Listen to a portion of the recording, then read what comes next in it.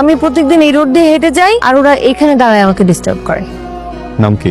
নাম তো আমি জানি না। দেখতে কেমন? আমি জানি কিন্তু ওদের সামনে আমি বলতে পারবো না।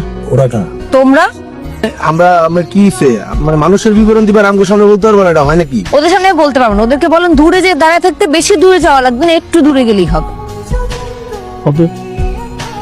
বলো দেখতে কেমন ছিল? সবার কথা আমি বলতে পারবো না, কিন্তু একজনের কথা আমার মনে আছে। সে দেখতে আপনার মতো এরকম উঁচা, লম্বা, সুন্দর, শুধু একটু কম হাসি। আচ্ছা, একটু হাসলে কি হয়? প্রবলেম কি তোমার? কি হয়েছে?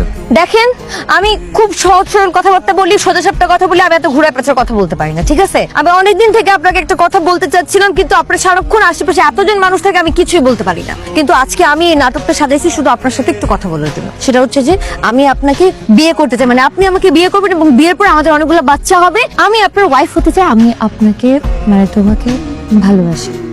I love you Rocky. আমি তোমাকে মন দিতে চাই। খুশি? দেখাইছো না ব্যাটাগিরি?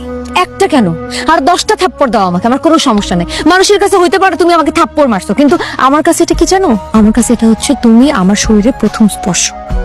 আমি তোমাকে ভালোবাসি। দেখো মেয়ে, তুমি আমার ছোট বোনের ফ্রেন্ড, বয়সে আমার থেকে অনেক ছোট, এই জন্য কিছু বললাম না। নেক্সট টাইম যদি আমার বা আমার বাড়ির আশেপাশে দেখি খুব খারাপ হয়ে যাবে। হইছে তো, ভালোবাসো না ওই মেয়েটাকে?